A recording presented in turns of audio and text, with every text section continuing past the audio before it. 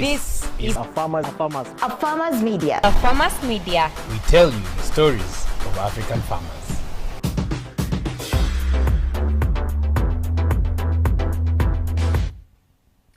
Good morning, everyone. Good morning, and for anyone who is viewing us in a different time zone, good afternoon, good evening, and hello, everyone. My name is June.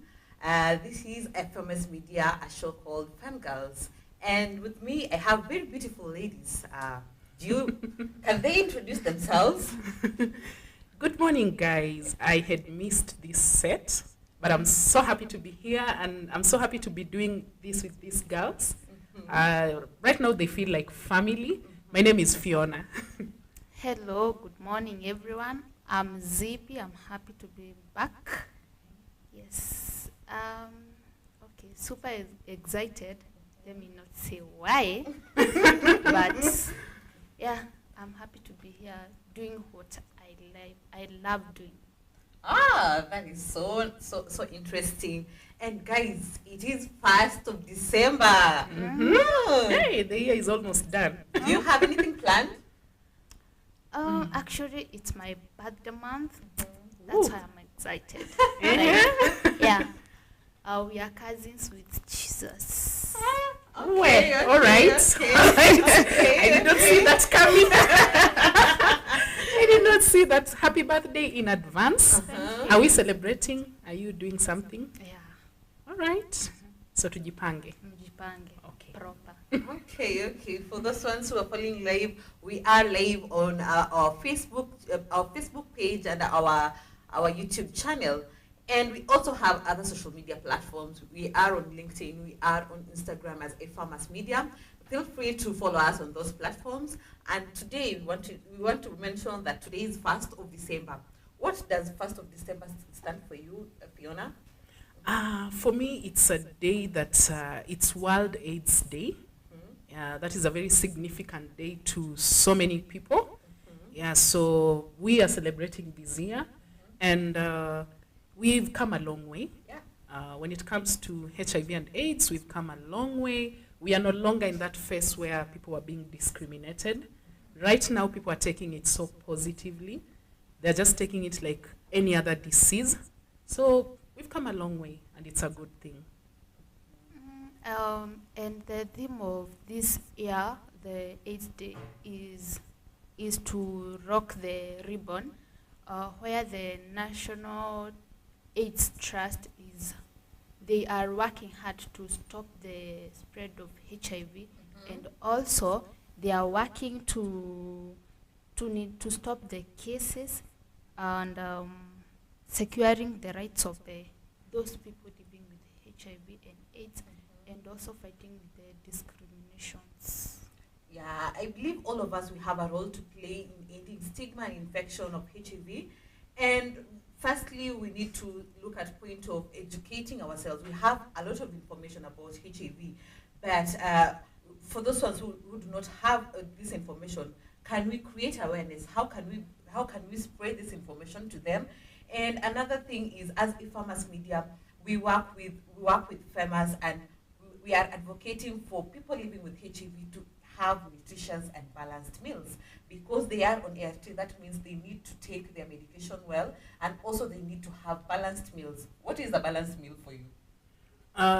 For me, I think you notice even when you have a flu, like Kenyans usually have remedies for everything. Trust me, when the moment you ask someone, hey, I have this flu that is persistent, have you tried? Have you tried? Have you tried? So as much as this information is out there, we are lucky to be living in a country where people are willing to share, even not knowing the background or why you're having this flu for some time. So for me, my go-to remedies are the dawa. The dawa is queen for everything. That is a good way of boosting your immune system. And then I just shared something with Jackie the other day where I was telling her, there's this smoothie that I take every morning. And even Zippy saw me yesterday, and she was like, Detox, gals. Yeah. Detox. And she was like, kwani unakunywa uji asubuhi? And then I told her, it's just, I do bananas, milk, and peanut butter and honey. So it's a good smoothie. It's almost like a shake, a protein shake. Oh, yeah. So it really boosts your proteins, and it's a good immune booster. Yeah, so that's a tip, guys. Share with us the secrets off camera. And for you, Zippy, your go-to balanced meals. Balanced meals, how to say, you just take healthy and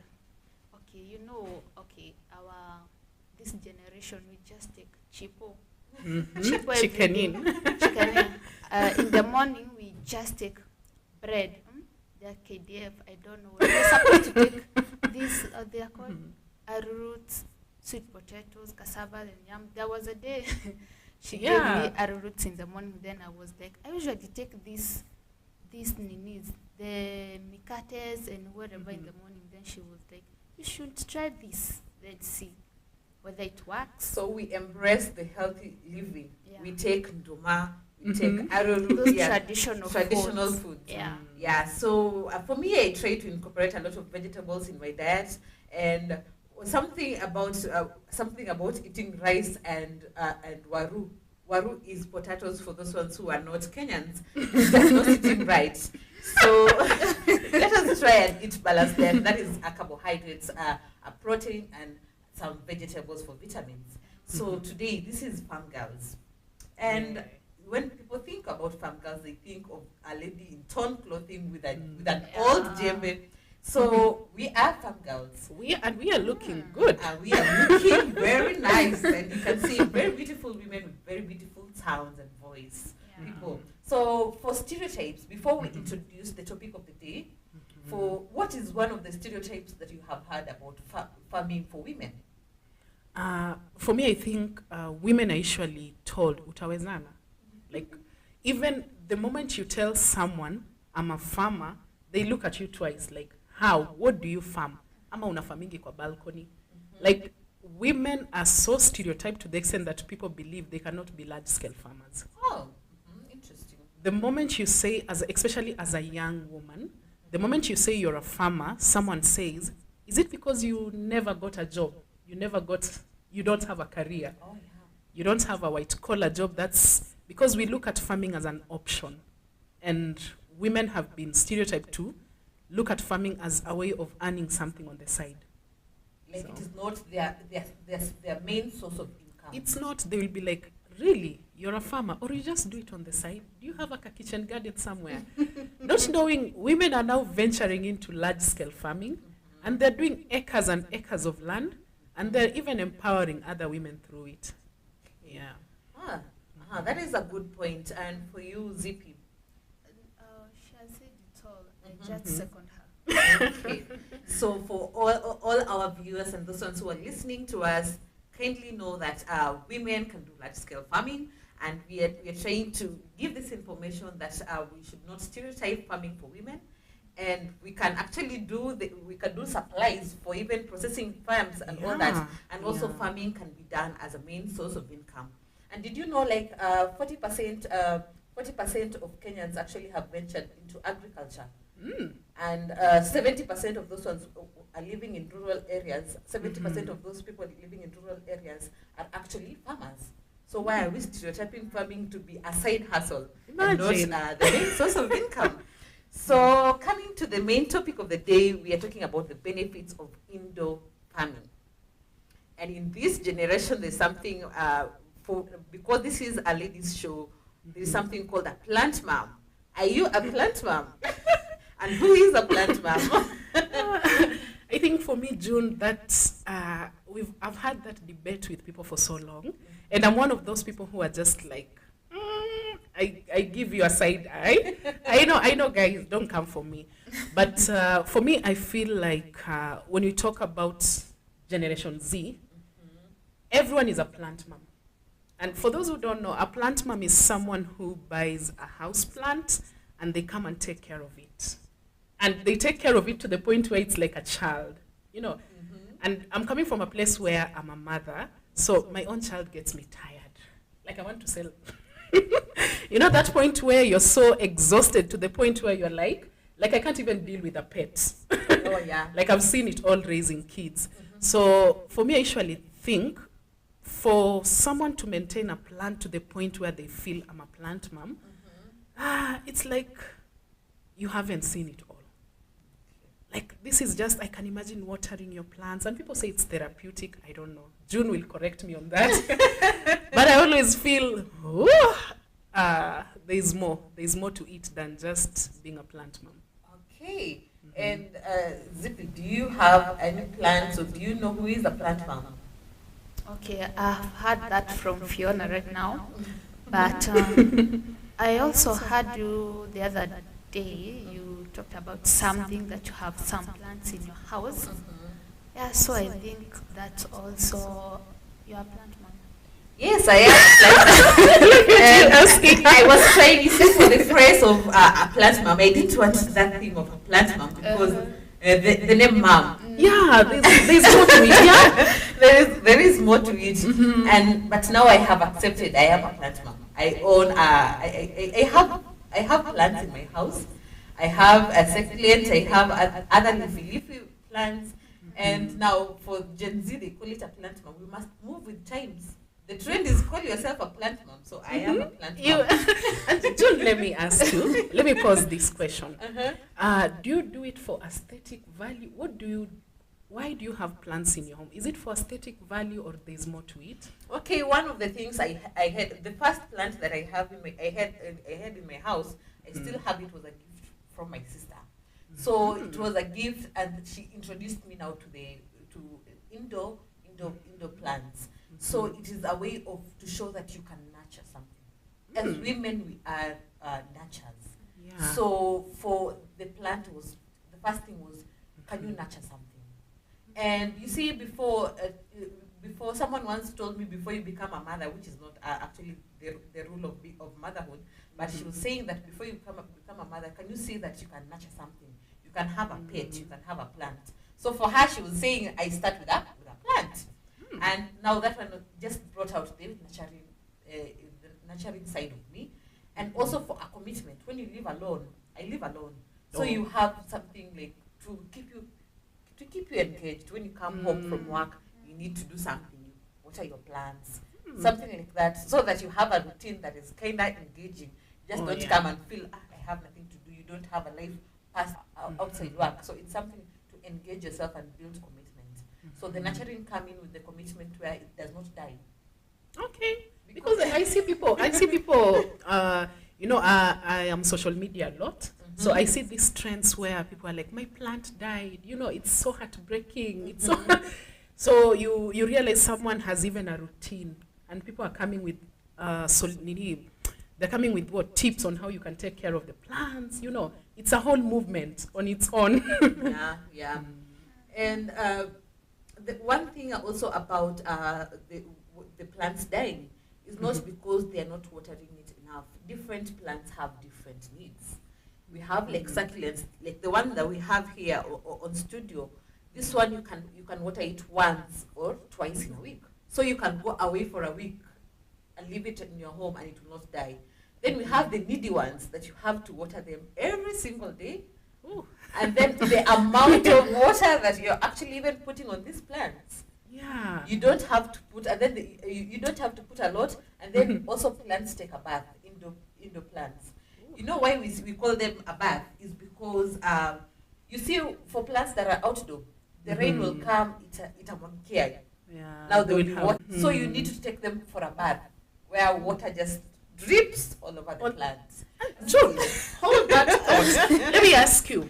We are living in urban settlements where you realize, and sisi watu wa Kajiado, we know kuna issue ya maji. There's an issue when it comes to water. So you realize sometimes if you're living in an apartment, and Zippy can attest to this, you come home, sometimes water has not been pumped. Yeah. And like you've said, these plants need water. They're taking a bath. Yeah. You're living in an apartment where water is limited, and you see the way the way people living in apartments, kwa balcony, kuna everything that can store water. Watongo apartments, no offense, but you realize kwa apartments nyingi in Nairobi, there's somewhere on the corner, there are tanks, there's everything that can store water. So I'm trying to imagine, and even it's the same concept on Mombasa Road on the expressway, where we have flowers, we have those poles with the flowers. You've all seen this? Yeah, some have died. Unfortunately, yes, a lot have died. But the other day I saw them watering them. It was in an evening. Then I was so curious to know what are they doing. Then I told the one we were with, Ebu, slow down kidogo. I need to see what they are doing. Then he was like, okay, you are a farm girl right now, so if you want to observe everything going on, yeah. So So what I can say is when we're getting plants, we need to know at what time, how needy is the plant and how can they be watered. So you see, for example, you can take an example of the expressway. Is most likely to be that one can be like indoor because it does not have direct source of light and water. So you see, they have died because we didn't know, the people the managing people did not know how to water them, so they die. So for situations like people who live in Kajiado where there's a water crisis or water is not regular, try and get plants that can sit well with your environment. For example, like for the succulents, they thrive in deserts. Like a cacti is a succulent. Yeah. So those ones can stay longer without water because they hold on to water. Try and get plants that you can water them according to your environment. Do not get plants that need water 2 times in a day. Yeah, and you're living And in you're a living semi-arid in area. where water is scarce. When buying plants, go to those plant yards. Tell them this is the situation. I do not have access to water every single day of the day. So which plant suits me, so that we cannot leave you have admired having a plant and now you feel like you can be left behind without a plant at home. And you see the plant actually serves a lot of benefits. Leave alone aesthetics, because we are in a generation of aesthetics. We need something to look beautiful. And yeah. So do you know of some of the benefits that the plants comes for indoor plants? For me, I feel now we are in an urban setting where land is scarce. Majority of people are living in apartments, and even if you have the privilege of living in your own compound, you realize it's not that big. The land is limited. So with the indoor farming, I feel it's more beneficial for feeding families in urban areas. So if we can adopt to different types of urban farming, like vertical farming, that is a good way of growing your vegetables indoors, and it will sustain your family for months. Because if you do it well, it just keeps on giving. So it's a good way of sustaining families in terms of food. Yeah, so that if we don't have enough land to farm, at least we have something that is guaranteed. We have, because we are getting to with the effects of climate change, and you've even noticed the country has faced drought that was so severe, and people were dying of hunger, animals were starving to death. So you can imagine in urban setup or anywhere, if people were growing their own produce. Like in your balcony, you have a vertical garden there and you're growing your spinach and skuma. Me, I'm growing something else, she's growing something else. Would we be facing the challenges we are facing now? Even the food prices would have reduced, because I cannot go to Mama Mboga for 2 pieces of skuma wiki for 20 shillings, yet I'm growing my own. Okay. People, what we're hearing is that we have different types of indoors. We have those ones for aesthetics, we have those ones for livelihood. What you're talking about is a kitchen garden for people who do not have the luxury of having a garden or a farm. Yes. So we should not only focus on the plants which are offering aesthetics to our homes, but can we diversify a way that we can actually even get the vegetables? We started the show talking about balanced meals, and we were saying we want to incorporate a lot of vegetables in our meals. So can we now have those the kitchen gardens at our apartments, at the balcony? And maybe Zippy can tell us, have you seen people who have practiced kitchen gardening on their balconies? Yeah, very many of them, by the way. Mm-hmm. I think so. It's an easy way of accessing food, and not just those fresh food, just fresh vegetables. Because when you go to a mama mboga hapo, you don't the cabbages or the wherever the greens zimekaa for a long time there. So I think so. It's an easy way to access fresh vegetables for your family. Yeah. Yeah. Ah, that is a good point.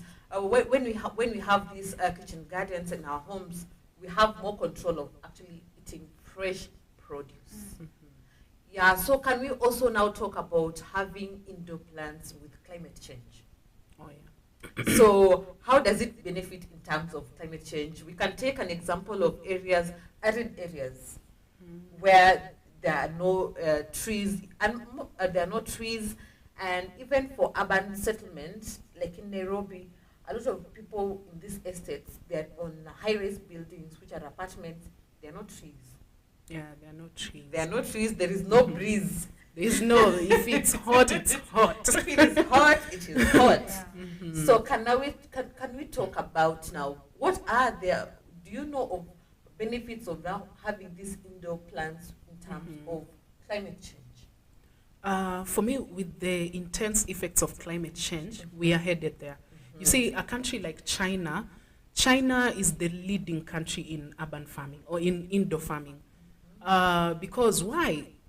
Countries like that, when you visit, they're skyscrapers buildings. Like they at no point, and you know, a country like China, they have experienced harsh environmental conditions like hurricanes, you know, earthquakes. So imagine facing that as a country for so long. You will have no space for farming because the land is it's disaster after disaster, and these people are more focused on technology. And you realize these are countries that have created vertical farming to the point of skyscrapers. Like you see one story building and it's full of vegetables, fruits and vegetables. And they have adopted mini aquaponics, hydroponics. So if Kenya, we can take that path, trust me, that will be just one of the ways to curb a few effects of climate change. It will be one of the ways to curb hunger. It will be a way, it will even be a way of education for our kids, for generations to come. Because you realize if we are all living somewhere where we have a bit of space and you start planting, and there are so many types. You can do vertical farming, you can do hydroponics. So when you start doing it and your child is watching, trust me, we will have a generation that knows where their food comes from. Because right now, the Generation Z, they don't appreciate food that much. And that's why you've said people would rather eat the fries, the chicken, the pizzas. It's quick fix. You just go, get whatever you're getting. They don't even appreciate farmers. Yeah. And if you can imagine, if these kids grow up knowing mom planted spinach, and spinach takes this duration of time to grow, and when it's ready, it looks like this, you know, there'll be that appreciation of farmers, appreciation of food, and that will help us curb things like food waste and food loss. Because right now you realize we have a generation where something spoils, they throw. They don't even understand there's something like compost. You remember when we were talking, there's a guy we talked to, Dr. Dominic, who said right now they are using food waste to create biogas. Like, who knew? For me, I was just like, again? Because that is an innovation that I would have thought would come from first world countries. And it's happening right here behind our backs, where the food that is, you see the way you throw away your food. Yeah. They collect that food, they decompose it to the point where it creates biogas. Okay, and you see, you have mentioned something. We are not at an advantage like China, which is a first world. We are a third world country. Yes. But something that I have seen is through the internet, we have the same resources as those ones. We can now read things on the internet and say this is now something we can do to curb climate change. And you see, for urban areas where they have high-rise buildings, where people are actually, because there is a lot of people who are living in a small town, like in Nairobi. Nairobi is not that big, but there are a lot of residents. So that means a lot of trees will be cut down. Yeah. But how can you mitigate that? We can have these outdoor plants, or indoor plants, and even for the outdoors ones at our balconies and in our homes, to bring a breeze. See, the breeze. To bring the breeze in and to bring even good and quality air to the home. So you see, when for high heat, when there is high heat, it has a negative effect on our health. So we are in this situation now as we speak. So we want people to embrace the lifestyle of having indoor plants, not only for aesthetics, not only even just for another source of food, where they can have like more vegetables intake, but also for a climate change reason. Yes. We are in a dire situation. We have a chance to do that.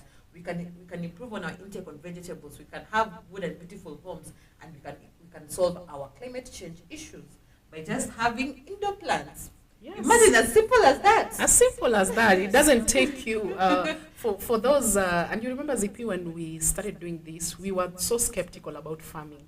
We're like, for who? ZP was like, I'm not getting dirty. I'm not ruining my nails. But you realize right now, things have been simplified.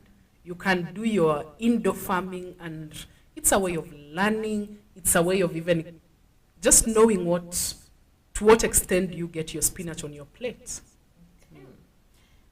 Just to divert a little bit, what is your interaction with the farm? Now that I'm hand with nails, they don't want the nails to be dirty. We are talking about women. We hope that will not be stereotyped that women do not like to get their nails dirty. What is your interaction in a farm? For me, I remember vividly the first time I looked at farming was a retirement option. Like, I wouldn't, at no point in my life would I ever consider farming. Farming is it's not clean. You have to get down and dirty. You have to get your hands dirty. You have to sweat in there. You have to do all you can do. So for me, I was just looking at that and I'm like, I'm not. But I guess working in a farming organization for some time, I just realized there's more to that. The beauty of seeing something that you've planted grow. It comes with so much therapy. Like, I remember for me, the first time I was challenged by my boss, he gave me a small piece of land. Just a small piece of land. And he was like, you plant there whatever you want to plant. And I did beetroot, I did skooma, I did spinach, and I was doing it organically. The only thing I was doing is watering. And trust me, these things grew to the point that I got a beetroot this size. Like, it was so big, and for the first time it was tiresome. I was just like, hey, apana. But then the beauty of seeing the crops grow, and the beauty of you going there every morning and just checking the progress, it did so much to me. And it put me in a place where everything can be done. It's just your mentality and how you look at things. And I think that is the same mentality that young people have.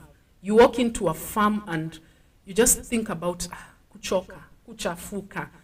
But what we don't teach young people is the beauty of growing something of your own, something you can call your own. You see the way they tell women, pesa yako ni tamu. You know, your money, the moment you touch hivi pesa yako, it's so good, and like someone keeps handing it over to you. So the same mentality should be passed on to the young people. There's so much beauty, there's so much therapy in growing something from scratch. The moment you put that seed on the ground, you watch it grow, you water it. Like you've just said, plants put you in they give you some sort of responsibility. Yeah, so that's my perception. So the first time you interacted with farming? But then, I was very young. I was used to be given a small portion of shamba. Then I remember my dad used to teach me how to plant cabbage.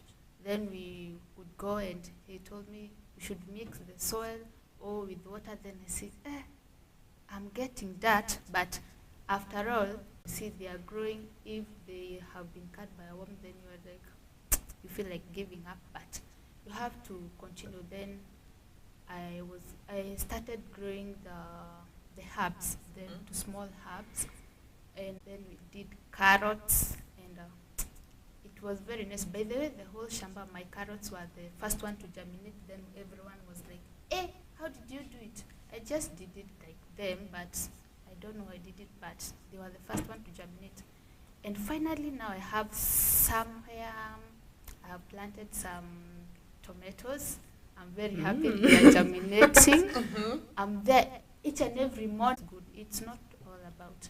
Si lazima uchafuke, si lazima uende kwa shamba. Place I have the tomatoes, sio kwa shamba. It's kind of a vertical farming. Sindio? That's a vertical farm. Yeah, that's why I have my tomatoes. Yeah, so for me, one thing about farming, I come from a lineage of farmers. Like my grandparents and my great-grandparents were farmers. So I can speak of my grandparents at tea plantation and cereal farmers. And then for now, my parents, now they are also, they have ventured into more of maize farming, beans farming. And now the thing about me, I grew up in the deep end of farming because we are doing it for large scale. I have, for the small scale, we've never done it for small scale. The only thing that we do is we have kitchen gardens, but any other produce is sold. So that means perfection. This is something that is going to be sold.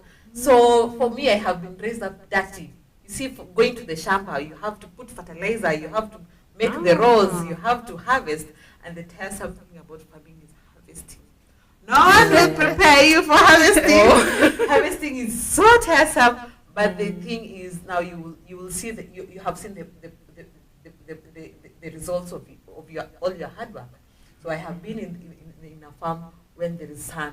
But now from the community that I come from Western, we try and go to the farm early in the morning. So by 9 we are out of the farm. You're done. Because the sun is scorching.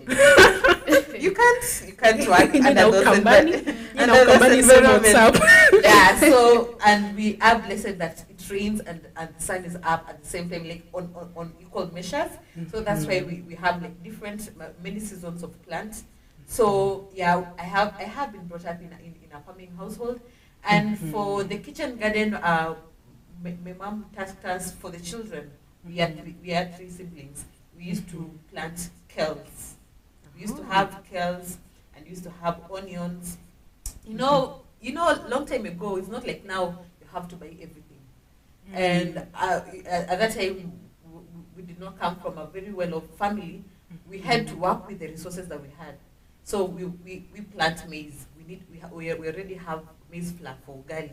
We have skuma outside there. We have spinach outside there. Food. We have traditional vegetables. We have onions. Yeah. The only thing that we could now get is now for tomatoes. So you see, I was raised in a place where we had to be sufficient. Oh yeah. Now we have these things. We can only outsource on oil, cooking oil, and any other thing. But so I have grown that dirty thing has fed you. You have to be dirty in a farm. You have to be dirty in a farm. But now farming for personally, now leave alone now for my family. Personally now the indoor farming is so beautiful. You don't have to get dirty. We are not saying those ones who are in the farm who are getting dirty, they are not as good as those ones who are doing indoor. It's just the circumstances are different. But we want everyone to embrace that you can actually do large-scale farming, you can do small-scale farming, you can do any type of farming within your jurisdiction. Do not be limited by anything. Yes. Why are you limited to have an indoor plant? So in this panel, I have spoken that I have plants in my home. Do you have plants in your home? For me, I have had a very bad relationship with the kitchen garden. I remember when I moved into a place where I had space, I tried doing okra. Why did I even do okra? But anyway, I tried doing okra, and they did not do so well. And I remember having this conversation with Jackie, and Jackie was like, "What did you not do? What did you not do?" But for me, I've had a very tricky relationship with farming from my backyard. And I just noticed because I'm never consistent. I plant something and water it. I don't know when. I'm never very consistent. And I'm one person who gets bored really quickly. I can be enthusiastic about something, but once I get the hang of it, or once I do it more than 1-2 times, I get so bored. So the same mentality I have with farming in my backyard. I will start enthusiastic, ready to do the most, but then after some time, I really get really bored. And I even forget about the consistency.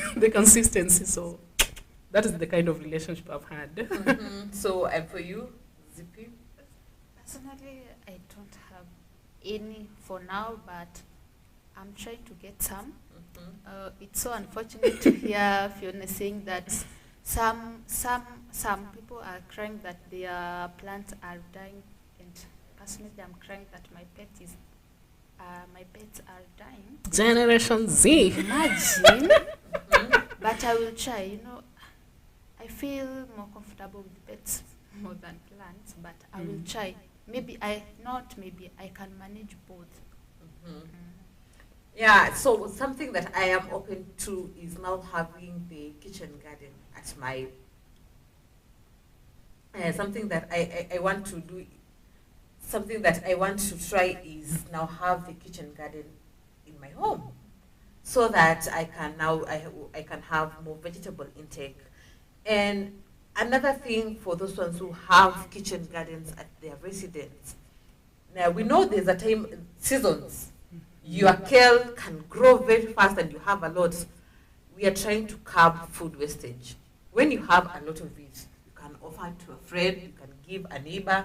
You can even give a neighbor so that they can be interested in trying that kind of farming, so that we can also reduce on wastage. Do you think that also people who practice the kitchen gardens in their homes, do you feel like they have some food wastage?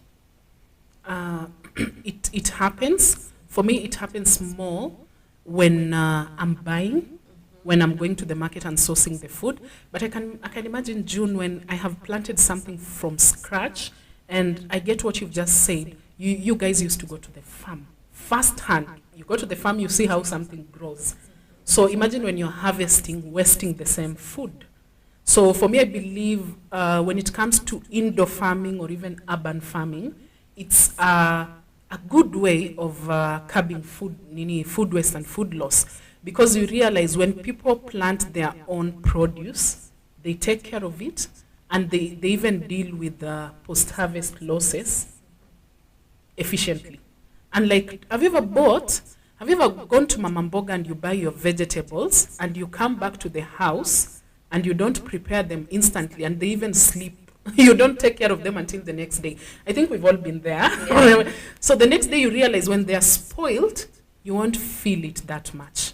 And like when you go to your shamba and you realize either your plants are getting destroyed or maybe you're harvesting and they're getting, there's a way I feel your own gardening, when you're doing your own farming, you'll be more cautious when it comes to food loss and food waste. Yeah.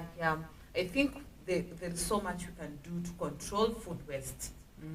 Well, a lot of food waste, and we are in December, a sherehe period. For those ones who do not know what sherehe is, it's celebration, and we just have our own ways. So one thing I can say is let us reduce on food waste. And to hold that thought, we will be going on a break, and we will come back and continue this conversation about indoor planting and how it benefits us and how we can be healthy together. Until the short break, see you.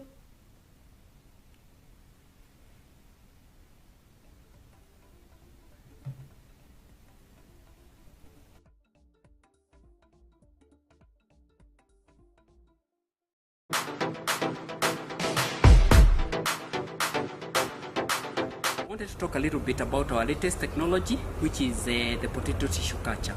What I'm holding here is a mother plant. It's a Shangi mother plant. The mother plant comes from a platelet that we buy from a tissue culture laboratories and develop it and harvest the seedlings so that they can become potato. So this is a mother plant that is about 2 months old. So we have done some harvesting from here, you can see. And what we mean by harvesting is like we would harvest. This is a platelet. We would harvest another one. This one will probably give us about 10 of this. So this then will be grown into a media and into a tray like this. And after 4 weeks, this will be ready for transplant into the farm. So that will be planted and watered, and some foliar feed given and care taken in terms of disease prevention. So we do crop protection. We have a protocol of how we do the disease protection. And once it's ready, it looks like this. So this is your potato seedling. This seedling is ready for transplant. Once you plant it in your farm, then this seedling is able to give you between 12 and 18 tubers.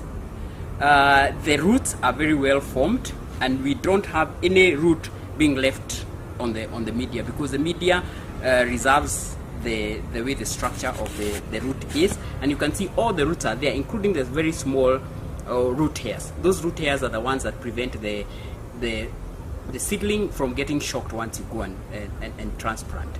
So to plant your potato, you plant it like the way we plant the potato seed tuber.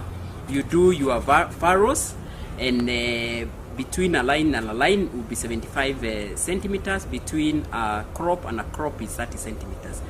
You plant it, and then after 2 weeks you heal it, and after 1 month you heal it further, because it's by healing that you get your tubers. You heal it up to here, because this section will give you tubers. Once it's under the soil, it will give you tubers, and the roots will also give you tubers. So this we expect to give you minimum 10 tubers. Can someone make a mother plant from that? No, because a mother plant you must make from the Gimprazine platelet, so that it is pure. And this, because has been exposed to the environment, and this, when you harvest this, you make sure that it is it's not compounded. The leaves are not compounded. If you look at this, the leaves are already compounded. So if you try to make a mother plant from this, then what you harvest will not give you as good yield as they would when you have harvested from it. And now, this seedling is 0 generation, because it hasn't touched the soil and it has come directly from the laboratory. Once you plant this, you get the tubers. The tubers are 1st generation. Tubers, you plant them, they give you 2nd generation. Then you plant them again. So this is what we call multiplication. Then you get your 3rd generation, which you sell to the farmer as certified seed. Mm-hmm. So how many crops can a farmer get from the mother plant? The mother plant, depending on how you look after it, because you must make sure that it doesn't age. You see, crops also have their physiology, so that if you leave this one to grow by itself without harvesting, it will think it has aged, and it will start developing tubers. So once it starts developing tubers, then you can't harvest from it anymore. But generally, a well looked after mother plant should give you a life of 4 months, 6 months. Yeah. So how old is that one? This is about 3 months old. Yeah, so we have done a lot of harvesting, and from one of these you probably harvest 500 seedlings from one mother plant. How much does a seedling cost? This seedling will cost you 10 shillings. And what I was telling you is that if you want to plant 1 acre, you buy 800 of this. That's 10 shillings, that's 8,000 shillings. And you plant it, after 2.5 months, you harvest the 1st generation seed. You plant it again, after another 2.5, you get your 2nd generation, and you're ready to go to the market with your rare potato. Talk of the maintenance, the crop maintenance of just the potato generally, for those people who probably want to venture into potato farming. Okay. If you want to venture into potato farming, and ideally you want to sell rare potato is a potato that you sell for people to eat. You can start from 2 areas. You can start from here, this will, for the first 2 seasons, you will not be able to sell anything because you are developing your seed and you are multiplying your seed, and you bringing down your costs because certified seed 50 a kilo cost about 60 shillings, and this is 10 shillings, but eventually after 2 seasons it will give you quite a number of tubers. You can also start from a certified seed where you go and buy that a bag of 50 kilos at 3,000 shillings, and you plant directly and you get your rare potato.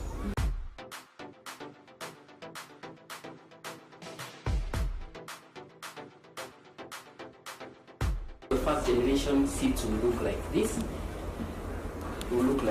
This is Shangi, and you will get about 20% of your tubers will be this size. 80% of your tubers will be this side. This is the best seed size because then that is what you plant. Your 20% you can sell it as well, or you can consume it yourself. This you can see it has started sprouting. Shangi sprouts within 3 weeks after harvesting, and that's why most of the farmers prefer it because then they're able to plant quickly. We have another variety, Unica. Unica is mainly used for chicks, and it grows very big. That size will be your 20%, and you'll have another 10% this size, but this is your seed. So your seed will be this size. And this also takes a long time to sprout. It takes up to 2 months, 3 months to sprout. So it is good for the processors because once they buy it, they can keep it before it sprouts. Because once you get a sprout, for example like this, then you can't use it for food. So we are also selling in addition to selling the seedling, we are also selling the seed potato. You can see what we are selling. This bag is 50 kilos, and that's the bag that we are selling at 3,000 shillings. And then if you want to buy less than 50 kilos, we'll sell it to you at 65 shillings a kilo, and this is ready for planting. The sprouts are good, they're very uniform. Shangi is very common with most farmers because it's easy to manage, disease resistant, and it's green.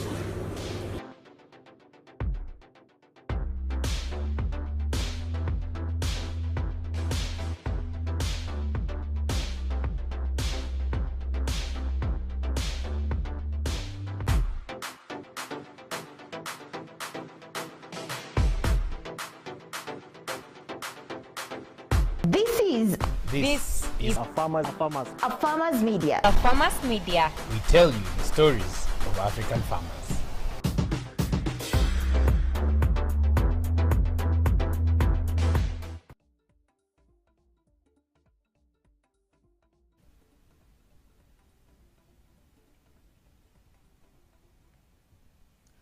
Welcome, good people. Welcome back, and we are continuing our discussions about the benefits of indoor farming. And just before we continue, we are on radio, people. We are on radio. Can I hear whoop whoop? Yeah, we are on radio, and you can download the Zeno app and search Farmers Media. You can find us on radio. You can listen to the previous episodes that we have aired, and you can listen to live briefings, continuing the discussions about agriculture, things that we do love most. And to continue, Fiona, Yes. you had seen that Mokio had mentioned something. Yeah, Mokio, Robert Mokio, aquaponics expert, and he said indoor plants are perfect in improving air quality for your home. Yes. Yeah.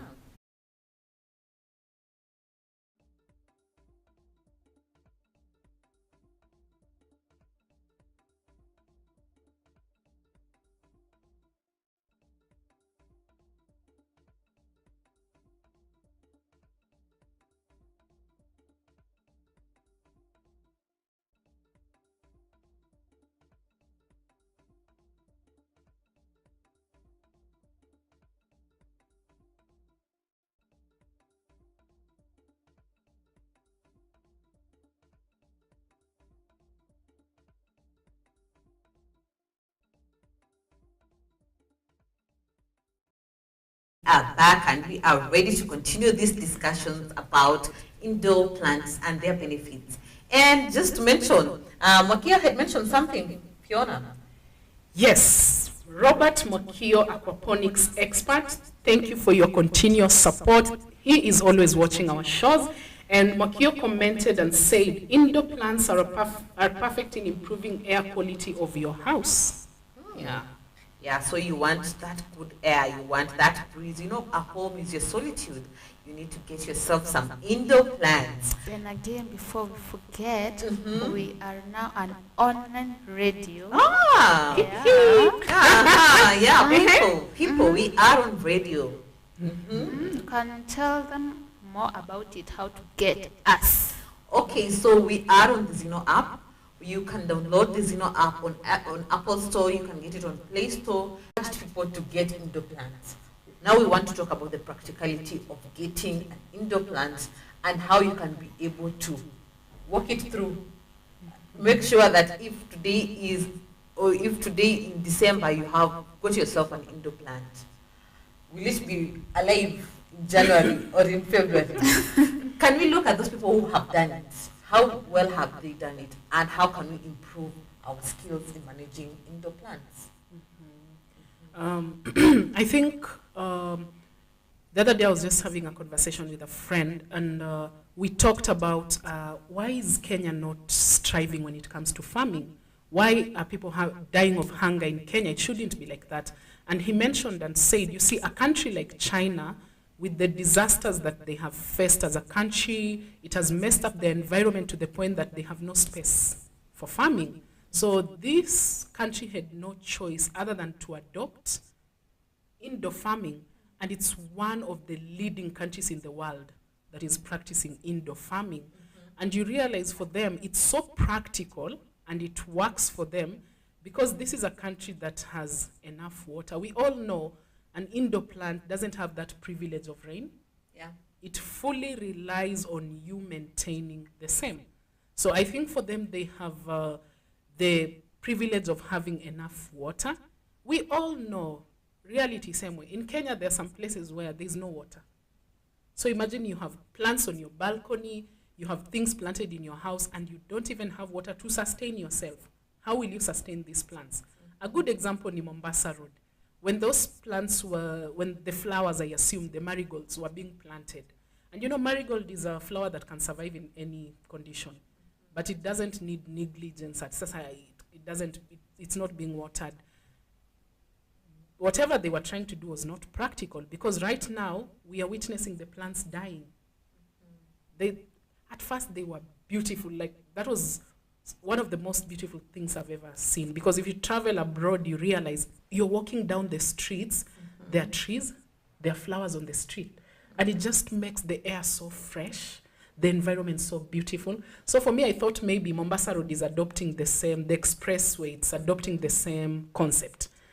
Yeah. But apparently it was not practical because things are dying. But I think also we have the privilege of that water because, okay, we are the ones who are causing this shortage of water at some point because of the climate change caused by the maybe cutting down of trees, those chemical emissions, but we are also privileged to have water, though not at every part of the country, but wherever we have that plenty of water, we can practice the same so that we can have that adequate food production.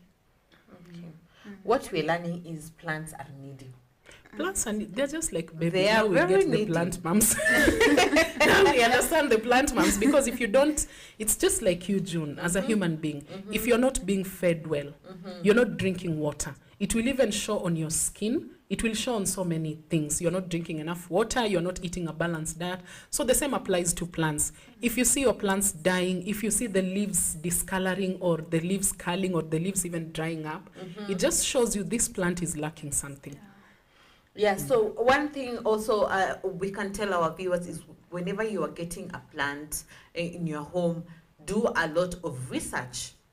We have learned the hard way as a country to see the expressway come from glamour, and to now we are just seeing some green plastics because the plants died. So do a lot of research, learn of the name of the plant, do a lot of research, and because you could be watering the plants but you're not watering the plants the right way. So when you have the information about the plants, when you have the right adequate information, you will be able to take care of the plants very well. And also our plants, they speak to us. When you start seeing that a leaf has gone brown, is drying up, try and see there is something. There is something that is wrong with the plant. So try and be quick to fix the problem. So first we need to do a lot of research and know when to water our plants, how needy is the plant, and then from there we can work well to sustain these plants. Now we have talked about the indoors, and what for those ones who are having the kitchen gardens. You know, we cannot have like this succulent and the person who is having kales. They can't have the same needs.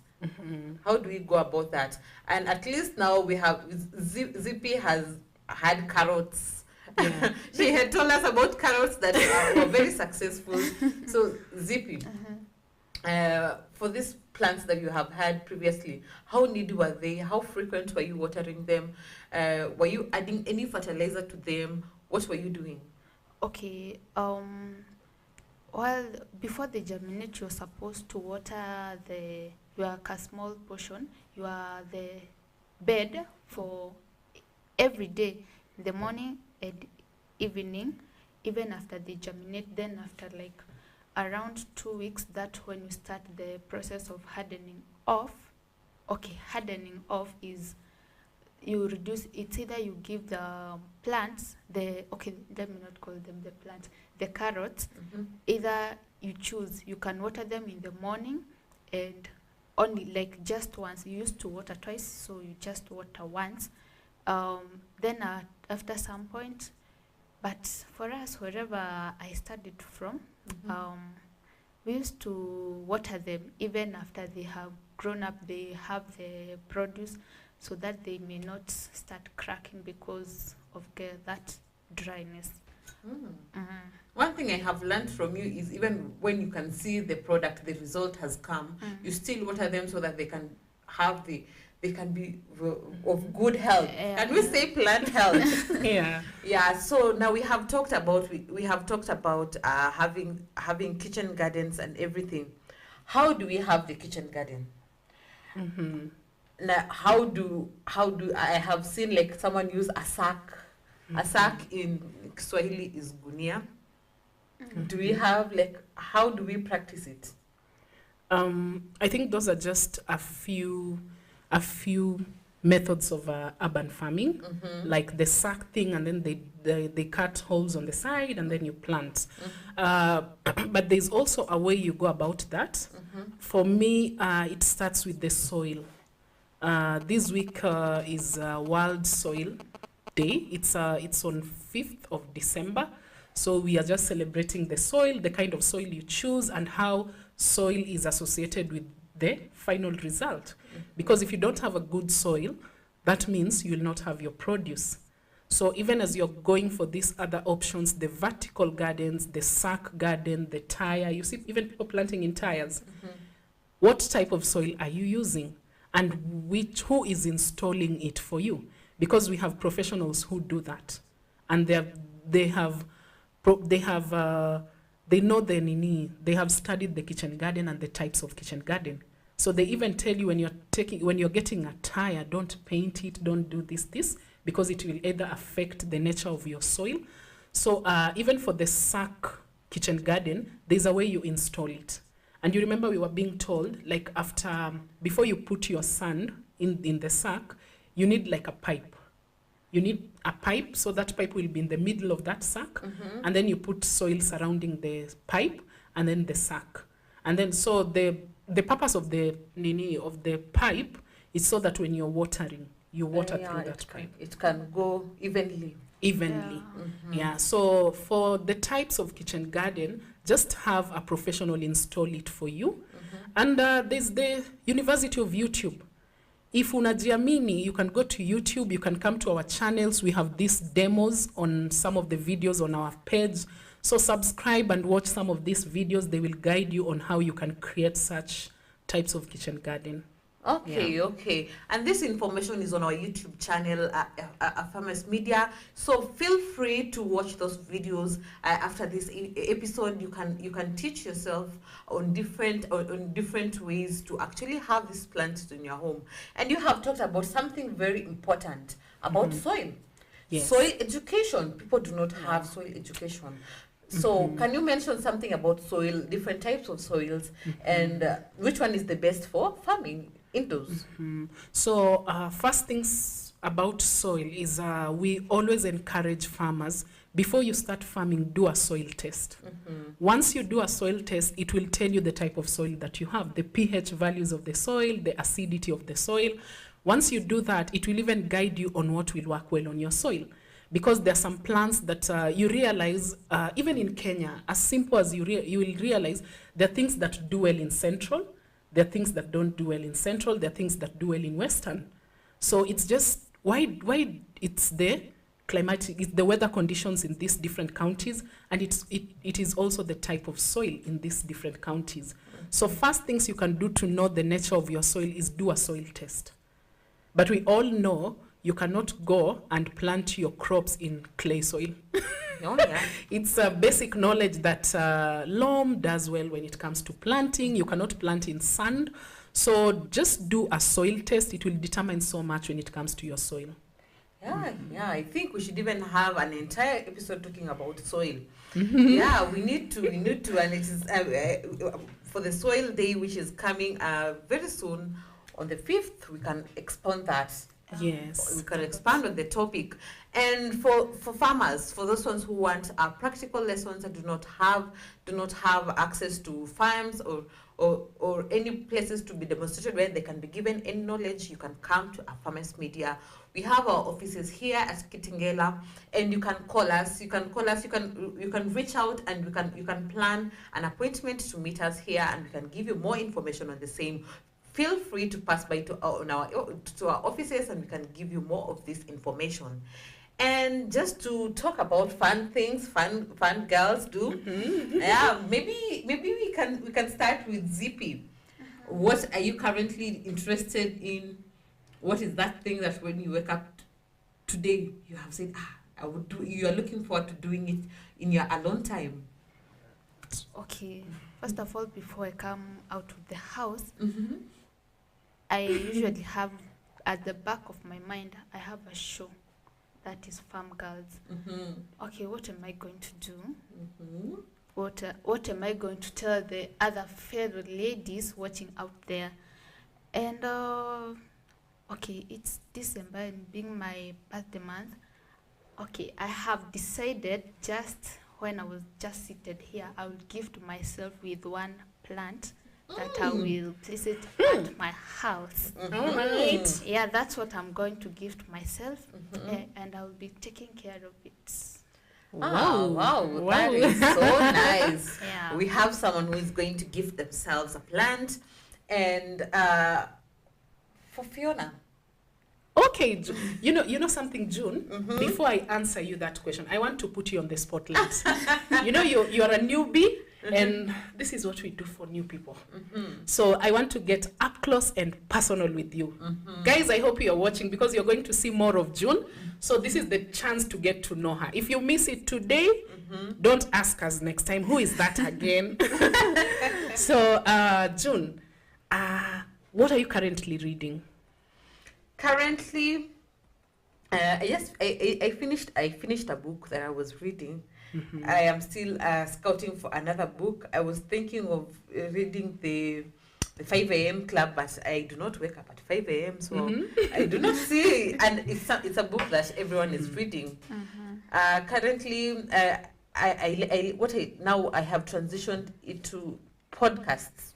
Okay. Listening to podcasts. I am listening. Yesterday, I listened to the latest episode of a podcast called "So This Is Love" by Jules. So it's where people talk about their love stories, what's or how they have suffered in the streets of Nairobi and across the globe. It's the ghetto. And they talk of the lessons that they have learned, and Okay. how they have discovered themselves. And yesterday I listened to an episode by a lady called Jules was hosting a lady called Wanjiri, and she was speaking of how she has discovered herself with her attachment styles in a relationship. Okay. She is anxious and she always wants to be validated. For that is one of the podcasts I've listened to. I also listened to a letter to my younger sisters. Ooh. It is a podcast about finances, about social life, about so many things, and women empowerment, talking about women and life.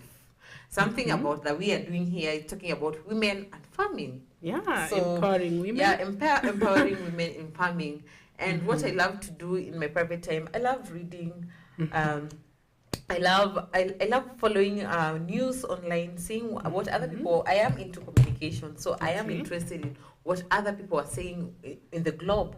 So I follow news outlets, and I am glad that I'm here at Farmers Media to create change, to move a vision from a vision board to reality.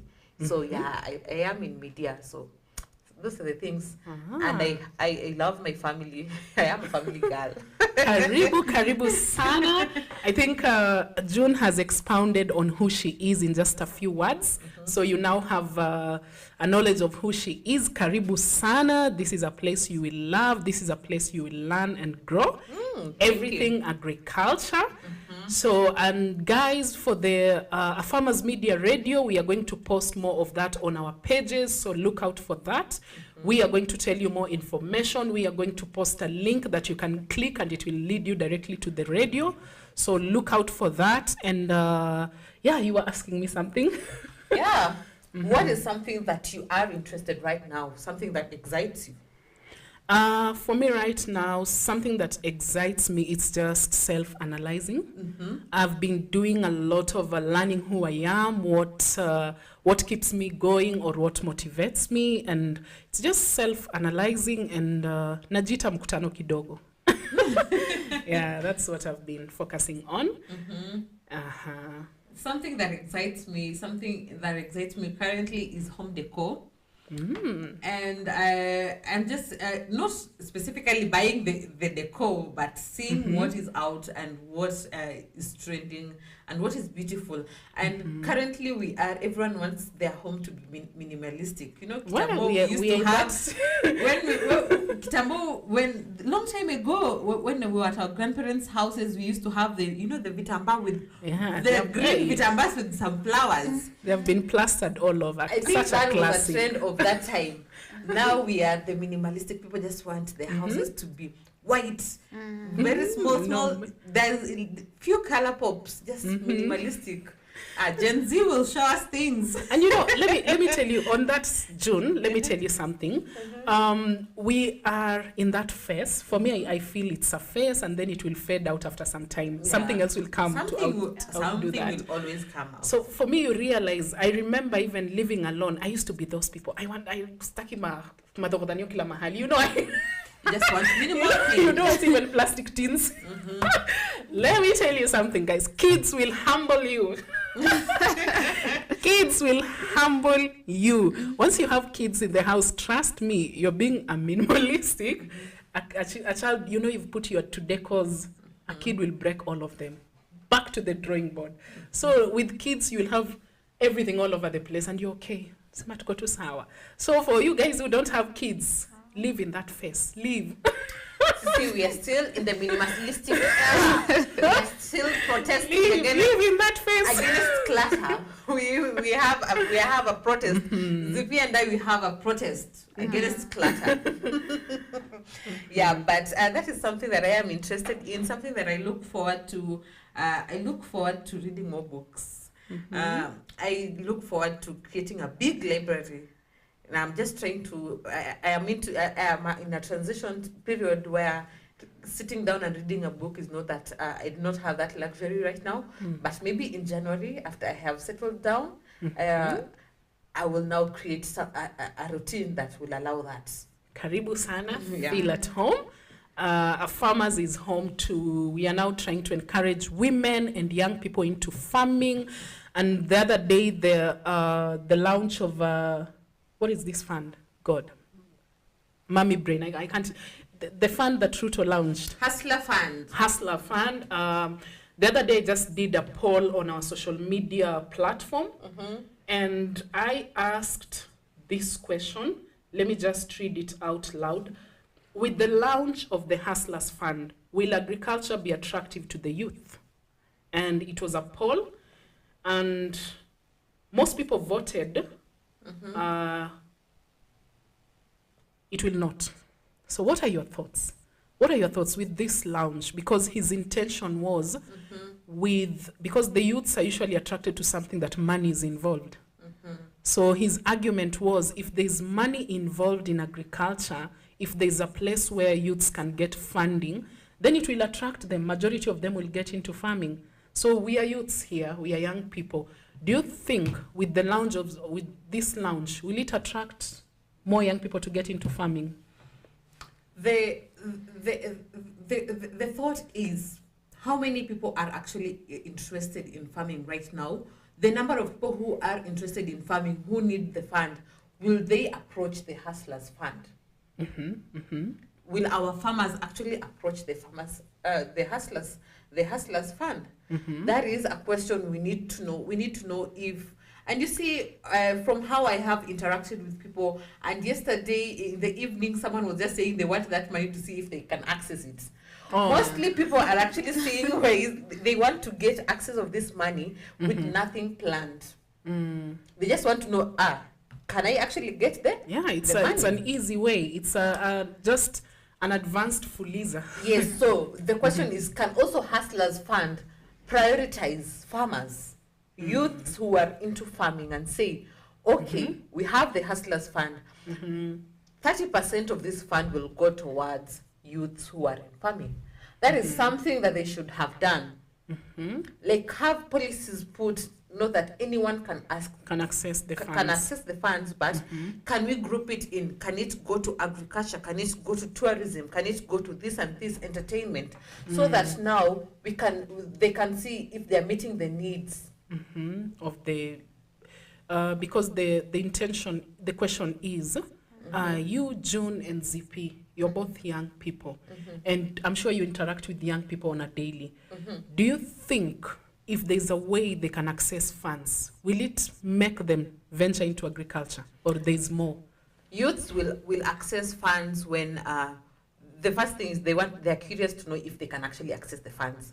So once they get it, now they start making the decision. Okay, I have the funds.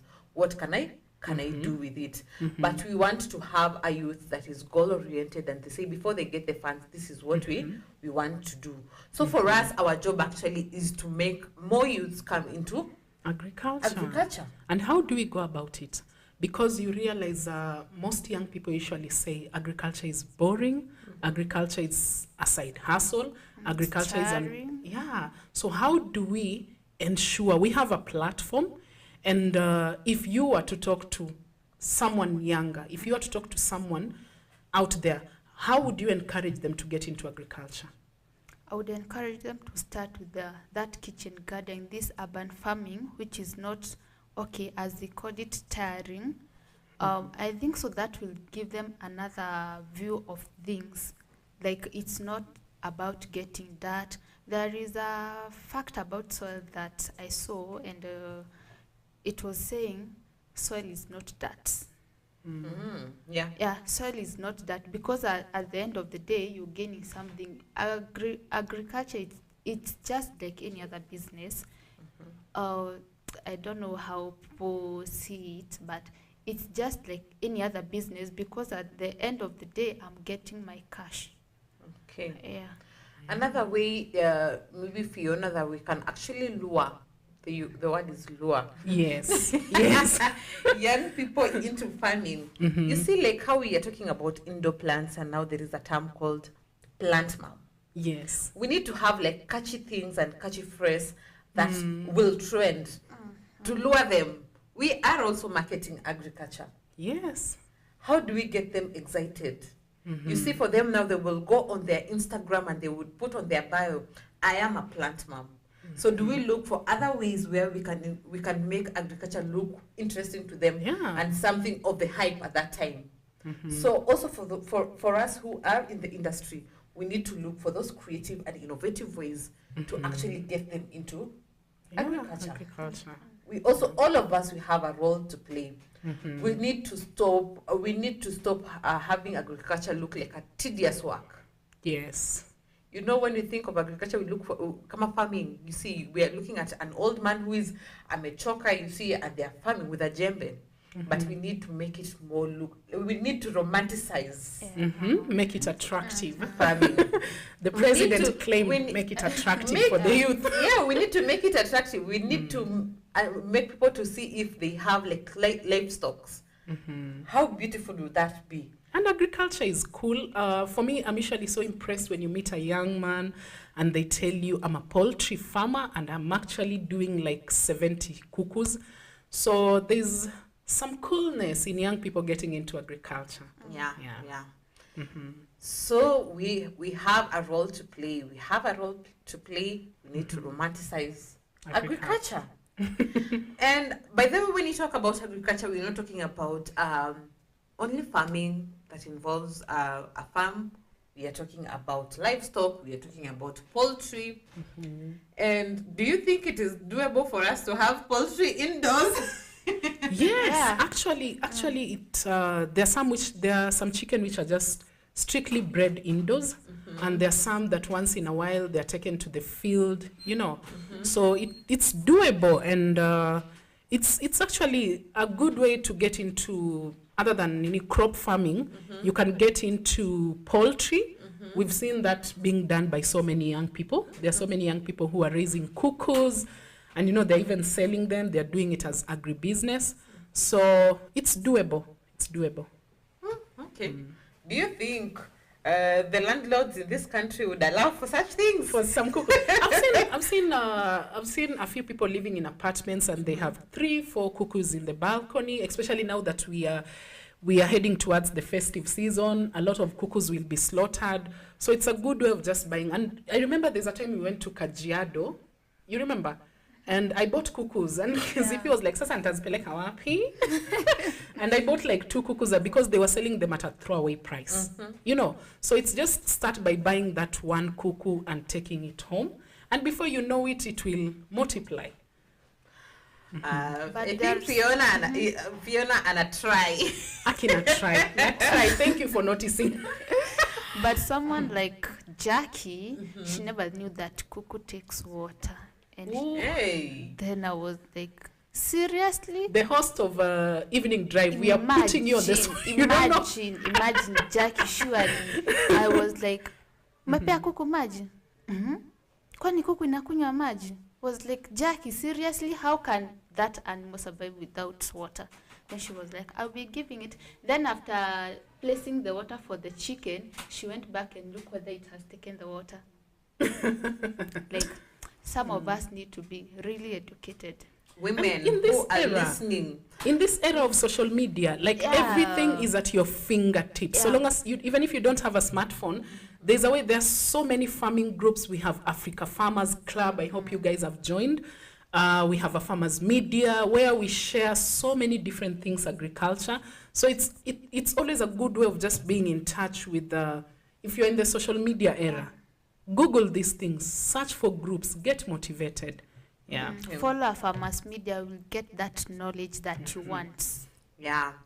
Women who are listening to us, side notes. You're calling them for women. Side notes, we need to meet. You might attend. We need to have this discussion. Please, kuku inakunywa maji. Just like if you can take care of your plants in the house, what will prevent you from taking care of something that is walking around? It eats, it drinks water, it does all those things. Yeah, we are learning, and something we will not shame those ones who have little knowledge and have different practices away from ours, but we will be here to guide them and give them sufficient knowledge and to tell them that actually everything is doable. You can visit our pages or on all social media platforms, get this information, learn 1, 2, 3 things about farming, and we have endless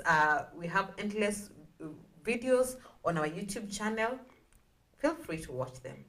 Yeah, just a reminder, we are on the Zeno app, we are on radio, and please feel free to download the app, feel free to listen to our episodes and even to the music, and you can even suggest on what music you want to listen to.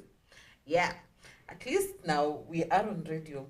We are, and for me, I usually think radio is more easier than being an online TV, but I just realized there's so much pressure in radio. Like, you can talk endless. If you love talking, there are people who can talk, and so if you love talking, then radio will be a good place. Yeah. And on radio, we will share so many things agriculture related. You will be able to listen to us wherever you are. You can imagine just plugging in your earphones and just getting so much knowledge on agriculture. It will be a guide for you to practice so many things. And we are here. If you want to visit us, you can come see what we are doing and be inspired. Who knows? Okay. To go back to the topic about indoor plants. There was one benefit that Mwakio had mentioned about good air, good quality air. Do you think there is any other benefit apart from air? For me, indoor farming is just it's a good way of increasing food production. That is a good benefit because we are in a place where there's food scarcity. And I saw in the show people have resolved to eating insects. So you can imagine if you have unlimited supply of vegetables in your home, then that will curb hunger, that will increase food production. It's also a good way of learning. It's a good way of learning. Like we've said, we are having a generation that doesn't appreciate where food comes from. And that's why we incur for a lot of food wastage. So you can imagine it's a way of teaching young. It's you start them young. You start teaching a child as young as 3 years old, the skuma you're eating comes from this and this place. It's also a good way of eating fresh food. You know where your food comes from. There was this story going around, people are eating mboga from sewages. So you can imagine you've planted something of your own and you're monitoring the growth. And also, it's a sustainable agriculture. We don't use fertilizers. We don't use pesticides. So it's it's good agricultural practices. So it's a sustainable way of growing vegetables, of growing crops. So it will not mess with it will not pollute the environment. Yeah. And Zippy, Yes. do you have any other benefit? Yeah, another benefit of indoor planting, I think so. It's a way of stress. It can relieve your stress. Yeah, because when maybe you're from work, you are stressed, or you just from anywhere else, then you find probably you have that indoor plant, probably a flower, then you're supposed to water it, you're supposed to see how it's going, then so see it's kind of engaging, so you start those stress then you look nazo, they are just disappearing just because of the engagement you are having with the indoor plants that you have in your house. Yeah, so it is therapeutic, and it is a way to calm you down. With a world that is struggling on mental health, imagine. It's a good way of just relaxing and unwinding. That is a good stress reliever. Coming back to your plants. We have a plant over here, June. We have a plant on your studio. So this is an indoor plant. It is an indoor plant, and it looks like it almost has a snake plant feel. Or the texture. Yeah, the texture, and even for the pattern. So, who waters this plant? We are in your studio. How are you? Who are coming to your house and you're telling us what are these plants? Anyway, we have a plant here. We have, you see, it is very green and leafy, so we have been doing a great job in actually maintaining it. And just to check on, we have people who are commenting on Facebook. Maybe Fiona, you can read us the comments, and we can see the interaction, and we can get back to them and see what they're saying. So guys, if you've been living under a rock, you know we are talking about the benefits of indoor farming. And we have Christine Mtindi, she's saying, good morning, what a wonderful show. I'm Team University of YouTube, and you can plant fresh herbs which are good and medicinal. Yeah. And you realize that herbs, there's this scent that herbs create. Like rosemary. You can imagine if it's at the window of your kitchen, it brings that scent, even basil. But so it's a good way of because I've seen, and you know, herbs, they take a very short period to grow. Yeah. Like they take 4 weeks, 3 weeks. So you can imagine it's just a good way to start. You put some herbs on. These are just simple ways on which you can plant indoor plants. You can do the herbs, and the herbs are medicinal. They're good for your teas. If you're living the holistic life, you know. So you can, because for me, I view such things as a holistic way of living. You know, you have your herbs, like you're so sustainable. I come to your house, you have your danias there. Who are you? And I think one thing about, now that you have mentioned danias, you see, danias are very market friendly in terms of pricing. Like you can have a lot of dania for little money. Yes. So you see, and another thing, when you buy a big bunch of dania from the market, most of it goes to waste. Yes. So can we try and actually plant them in our homes? Yeah. So when you need something, you need dania, you just pluck. Yeah, from where you've planted, and then you put in your food instead of now, because a lot of dania goes to wastage. Yeah, it goes to waste, and right here at our farmers, we are trying to fight food waste. So you don't go about wasting your food. Like June has said, just plant them so that you can be using whatever you want. Yeah, and then also you can have like what Christine has said. You can actually plant your own herbs. You can plant your own dania. You can plant your own basil. And these ones actually they are very easy. Just take a cup. Put the soil. Yeah. And someone has asked you are talking about all these indoors plants. How do you plant them? Yes. And that is a very, very, very important question. We have talked about different types of soil. And we have the best one, Fiona, which is the best type of soil to... You can use loam soil, and Zippy has also planted tomatoes. How did you go about it? As you can just tell our audience. Okay. Personally, I have 2 small containers, then just put soil. I didn't put anything else, just soil. So far, I have not added any fertilizer. Then I placed my 2 seeds there.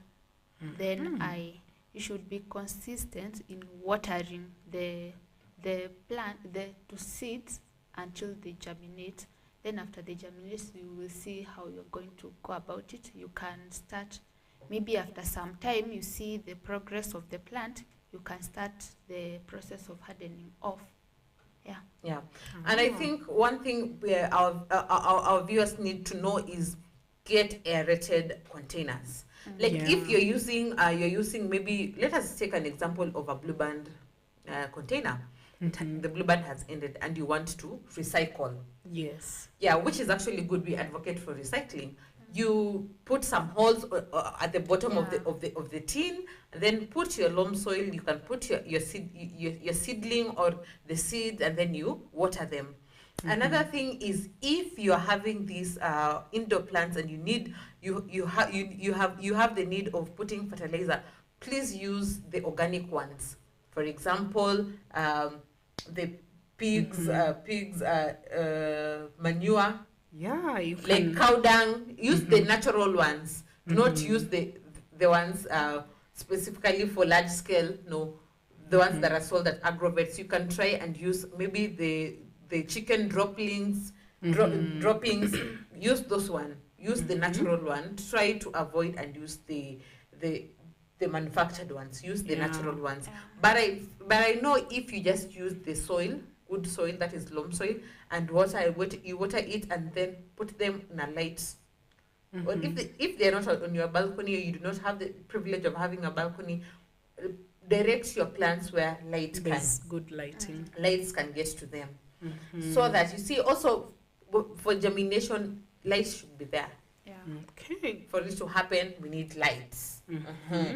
The next question, Mr. Noah Nasiali asks, this is great, thank you.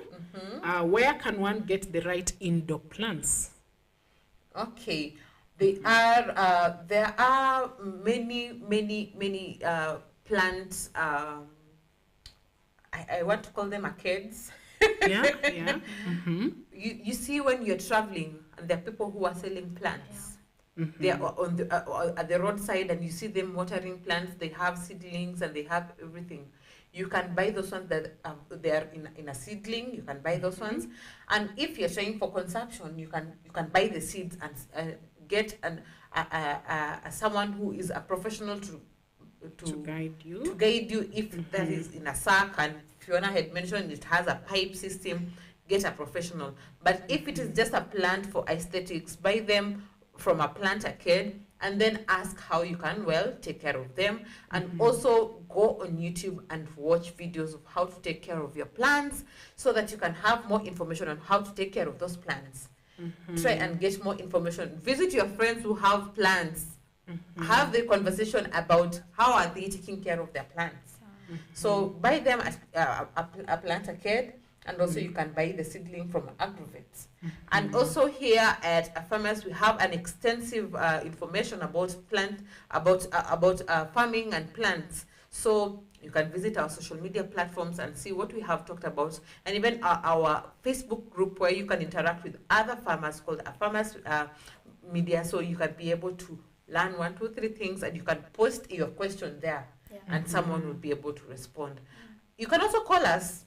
We will be able to give you the right information, and feel free to stop by our offices as well. I believe a number of people are asking how they go about maintaining, and we've talked about that, maintaining the indoors plants. They are going about how you can plant the herbs and spices. So for me, I feel personally there's one tip I read or learned somewhere where when you've bought your herbs, do not throw away the tips, the roots. You know the dania, sometimes we buy our dania and it has the roots. And we don't cook the roots. We just cut them and throw them away. Don't throw them. There's a way there's a post that was shared on our pages like a while ago where how to grow your herbs in water. I actually wanted to ask, can we grow herbs in water? So there's a way you can propagate them in water and you can watch them grow. So those are just a few examples on how you can go about it. So it's a good thing you can try on your own person. The weekend is here. Just try. People are indulging a lot. People are cooking a lot. So instead of throwing them away, it's a good way of, as people are saying, the joke that goes around, it's December, you're sleeping while dressed. So that when that phone call rings, anytime you're ready. And we know there are people who don't have that because either they don't have friends. So when you're stuck in the house, do not feel alone. It's a therapeutic way of doing things. Grow your plants, watch them grow. Don't waste away this December. A lot is planned with this December. You're sleeping with your clothes. You can as well start your indoor plants journey in this December. At least Zippy, we know Zippy has said she's going to get herself one plant. I'll gift myself with one plant. I will come see I will come see if it's growing. I will personally come. Maybe I'll be motivated to do it, but I'll personally come to see if it's growing. And guys, if you're watching, keep commenting. If you have any query, comment on our pages. Ask those questions. We are here to answer them. Or you can even go to our page and you can talk to us. Yeah. And we actually have two websites. We have one for a farmers media, and we have for a farmers CBO. For a farmers media is for the shows that we do air, and for a farmers CBO it talks about more of the journey with a farmer. So if you also want information about farming, you can go to our website, a farmers CBO. You will get extensive knowledge about farming. And please do not shy away from starting your farming journey. Start it. You can start it indoor, and maybe later with the experience you can expand it to an outdoor. And you will be calling us to give us a testimony of how you grew from an indoor farmer to an outdoor farmer. Yes, yeah. Do you have any other remarks about indoor farming? I'm glad we've had this conversation. Probably it has impacted someone somewhere. Yeah. And for me, I'm just motivated how other countries have already adopted to this. So I also see Kenyans, we are catching up, and I hope there comes a time where there's food for everyone. No one is lacking. And yeah, guys, we've talked for 2 hours. Who are we? That it is information that people need to know, and it is something that we are glad that we are doing right now, giving people information that they can start this journey.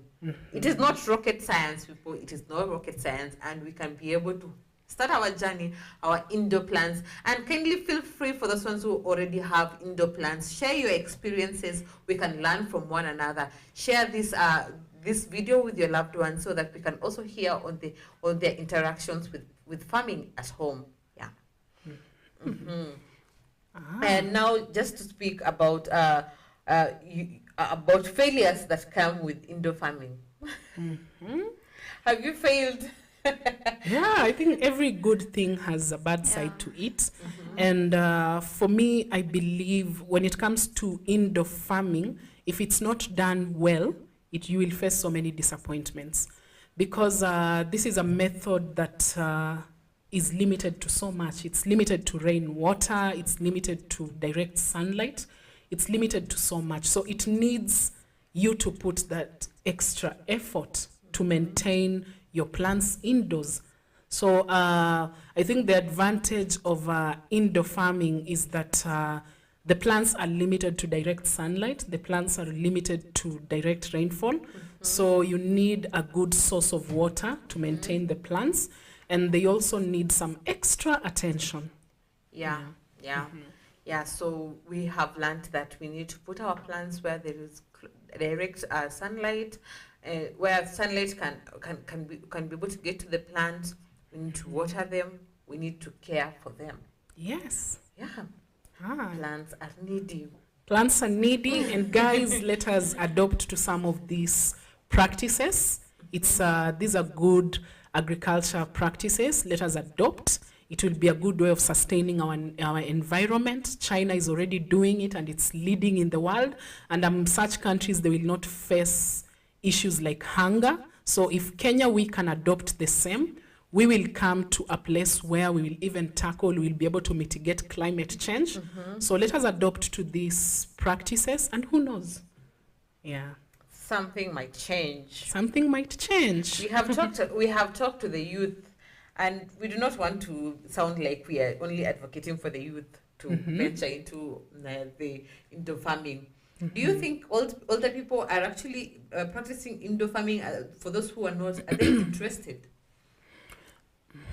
Okay, let me see something. When you go at someone's house, you can find that indoor plant, but most of them, they are not aware they are practicing agriculture and some farming in their homes, but they have those plants, but they have no idea of what they have there. Okay. So you're saying it's happening. It's happening, but maybe they don't have the vast information on what they're doing. Yeah. They're just for beauty, but they don't know. They don't have that information about whatever they have in the house. Yeah, because it's been practiced for ages. You realize even back in rural areas, women are still doing the kitchen gardens. Yeah. Women are still planting indoor crops. It has just been happening. It's just that, the way we sophisticate some names. So someone has just come and advanced it. And countries like China, they have seen how practical or how it can work. Yeah. So for older people, we are trying to convince our parents to join the indoor. Yeah, they can adopt to these modern ways of farming because you realize there has been this debate where young people are moving from rural setups to urban setups. So the rural setups are left to our parents, our grandparents, so they can utilize those left lands. They can utilize so much back at home. Yeah. I don't think I can be able to convince my grandma to venture into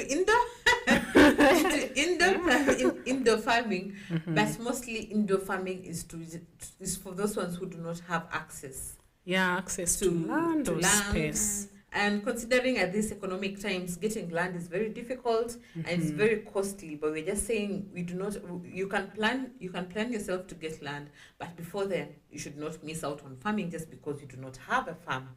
Will we ever get to a place where you see the way rooftops of apartments have got wire lines and people? Will we ever get to this place where they're creating either the parking space or the rooftops and we have vertical skuma wikis everywhere? Will we ever get there? We can start the conversation now. It takes one person to start the conversation, and with the right people, and we are the right people. At Farmers Media, we are the right people to start this conversation and say we can change our styles or our way of living. We can now have this vertical farming in our estates. Yes. We need to start this conversation, and we will meet with the right people, and even with policymakers and these landlords, we will meet with them and say we can change the way we are living. This is a better way of living, and can we try it? Mama Mboga will not be out of business. Mama Mboga will not be out of business for the reason that not all of us will have the same commitment. We are very different people. What I am interested in, Fiona, you can't be interested in the same things as I am. So you will find one neighbor will venture into the indoor plant lifestyle, and the next one does not have the time. Buying. It's comfortable, so it is a win-win for all of us. Yeah, the Mama Mboga will not go out of business, but now all of us will be embracing a better way of living. Yeah, we'll be embracing a sustainable form of agriculture. Yeah, it's we hope to get there someday, 2030. We hope we are coming. And do you think that the indoor farming can it be used for generating income, or is this just sustaining a family? It can be used too. It can be used too because you realize if you venture into that type of farming and you perfect it and you do it so well, so many people will buy from you because it is an assured way you're buying fresh produce. If someone comes to my home and I've invested in indoor farming, they will be comfortable buying from me because they know the source of their produce. So it's a good way of earning extra, and it's a good way of earning money. Yeah. Interesting. I would really want to meet people who have generated income from their indoor farming. I would really want to meet with them, have this conversation.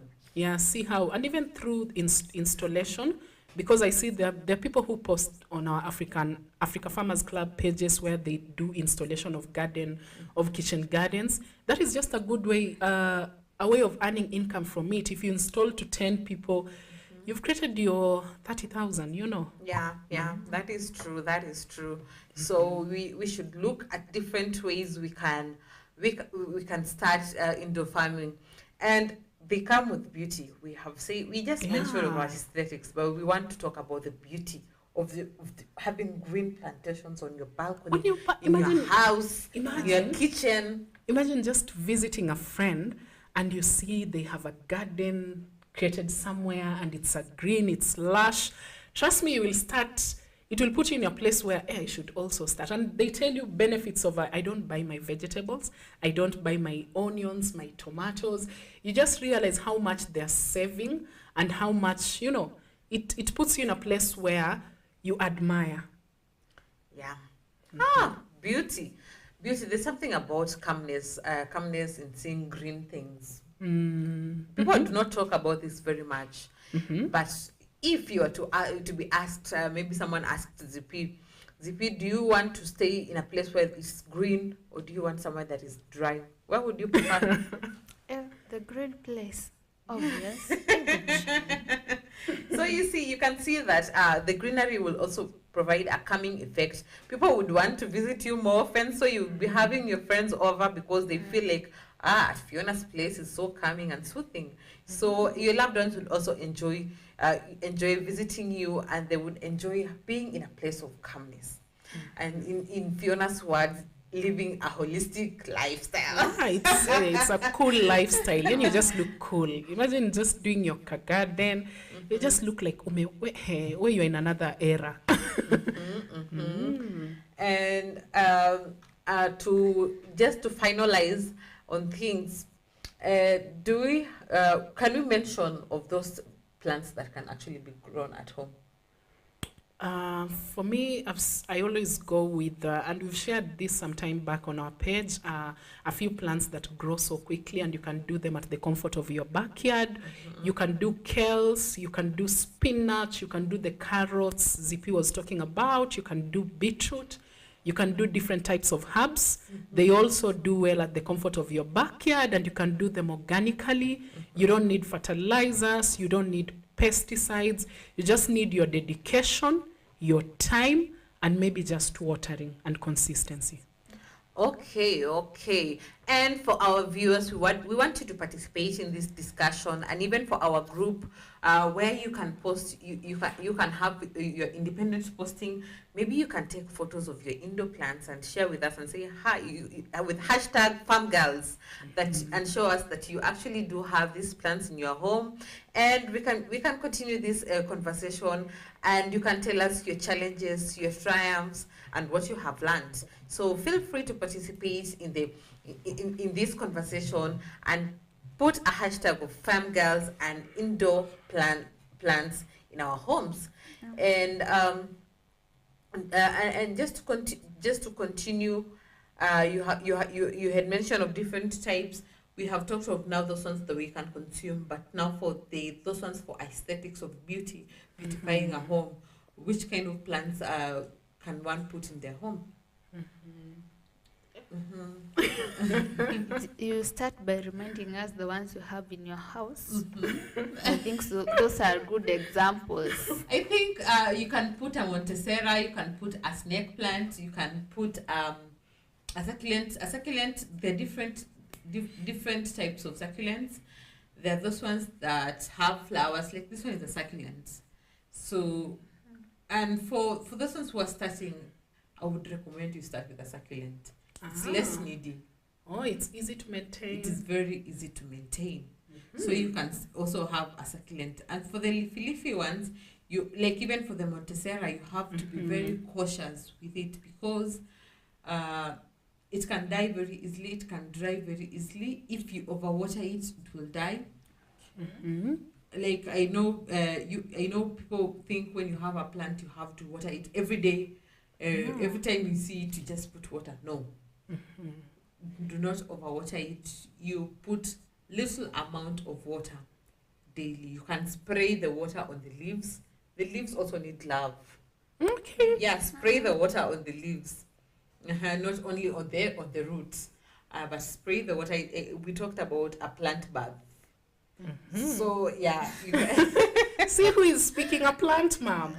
You guys, we have a plant mom in the house. You can take it. Some like to take it. They open their shower and let the water run on the plant. That is a plant shower. Okay. Or if you do not have a shower, you can just take water with a jug and now pour it continuously from on top of the plants, dripping down to the plants. Oh. Yeah. Hey, plants need TLC, guys. Guys, they need tender love and care. They need tender love and care. Any final remarks?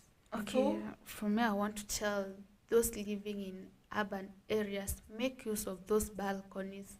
don't have a balcony there empty, and you can be able to plant some things there, like usinunue kila kitu from greens, onions, tomatoes, what those small things. You should be getting them from your that balcony of yours. It's very easy. You can get them, and within a very short time. Yeah. Okay. Fiona, any last remarks?